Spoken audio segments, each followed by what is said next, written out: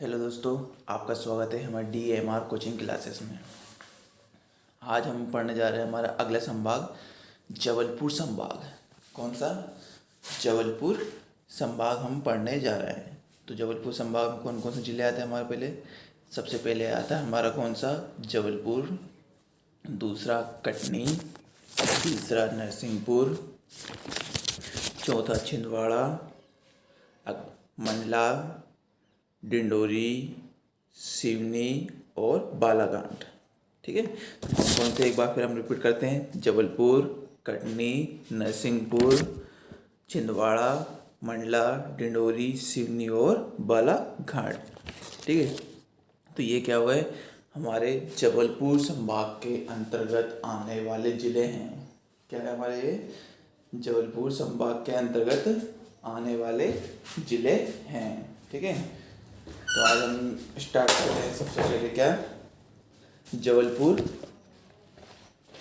जिले से हम स्टार्ट करने जा रहे हैं। ठीक है, तो सबसे पहले हम क्या करते हैं कि जबलपुर का पूरा मैप देखते हैं। जबलपुर जिले का पूरा मैप। तो ये क्या है? हमारा पूरे जबलपुर जिले का पूरा मैप है। ठीक है, सबसे पहला पॉइंट हमारा इसमें आज पहला पॉइंट है कि 1116 ईस्वी में गोंड राजा मदन शाह ने मदन मोहन किले का निर्माण करवाया था यहाँ पर। कब? 1116 ईस्वी में गोंड राजा मदन शाह ने मदन मोहन किले का क्या करवाया था? निर्माण कराया था। कब? 1116 ईस्वी में। और किसने कराया था? राजा मदन शाह ने। किसका? मदन मोहन किले का निर्माण कराया था। ठीक है, किसका कराया था?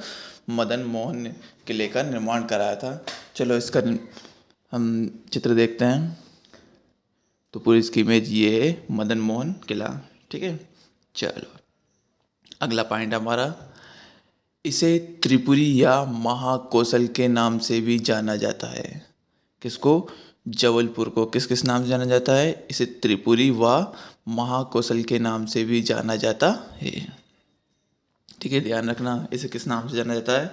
त्रिपुरी या महाकौशल के नाम से भी इसको जाना जाता है। ठीक है, चलो अगला पॉइंट हमारा, भारतीय वन अनुसंधान कार्यालय कौन सा है? भारतीय वन अनुसंधान कार्यालय। ठीक है, ध्यान रखना कौन सा आएगा?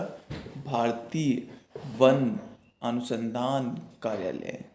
ठीक है, तीसरा पॉइंट हमारा, उच्च न्यायालय खंडपीठ इंदौर ग्वालियर है।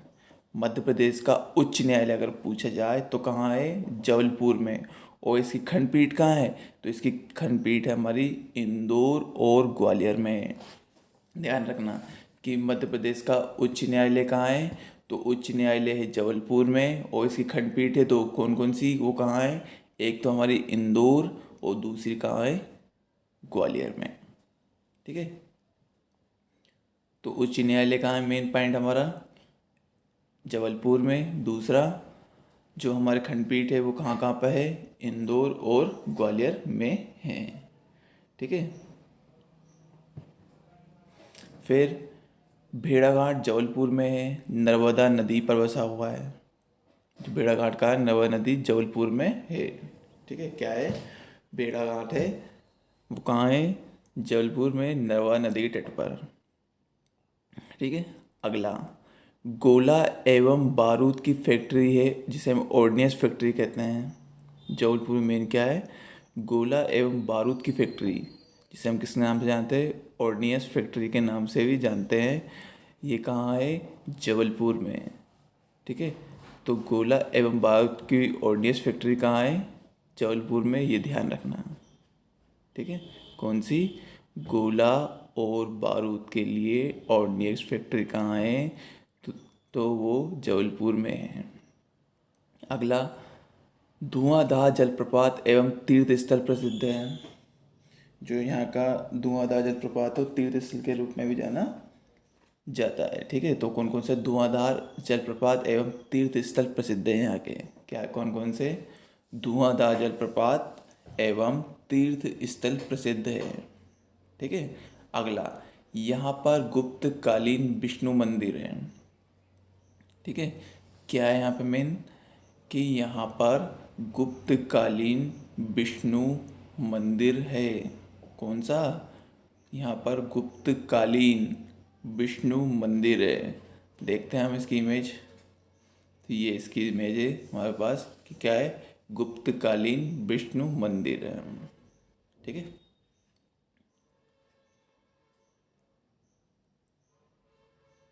अगला है, इसे क्या किस नाम से और जाना जाता था? इसको संगमरमर की नगरी कहा जाता है।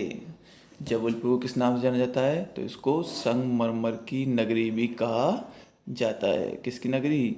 संगमरमर की नगरी भी कहा जाता है। ठीक है, ध्यान रखना कि किसकी नगरी कहा जाता है इसको? संगमरमर की नगरी कहा जाता है। किसको? जबलपुर को। ध्यान, ठीक है, क्या कहा जाता है? जबलपुर को संगमरमर की नगरी कहा जाता है। फिर अगला पॉइंट हमारा क्या है? यहाँ पर रानी दुर्गावती की समाधि है। किसकी समाधि है? रानी दुर्गावती की समाधि है। कहाँ पर? जबलपुर में। क्या है? रानी दुर्गावती की समाधि है। किसकी? रानी दुर्गावती की। फिर अगला पॉइंट हमारा, सबसे ज़्यादा साक्षर जिला जबलपुर है। वो जब सबसे ज़्यादा पढ़े लिखे लोग किस ज़िले में स्थित है? तो वो है जबलपुर में स्थित है। तो हमारा क्या है? सबसे ज़्यादा साक्षर जिला कहाँ पर है? जबलपुर में है। ठीक है, अगला, जबलपुर में मध्य प्रदेश का मानक समय लिया जाता है। जबलपुर में क्या कहा जाता है?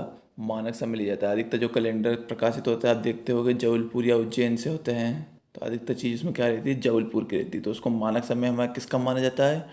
तो मानक समय हमारा किसका माना जाता है? जबलपुर का मानक समय माना जाता है। ठीक है, मध्य जवाहरलाल कृषि विश्वविद्यालय 1964 मध्य प्रदेश का प्रथम है।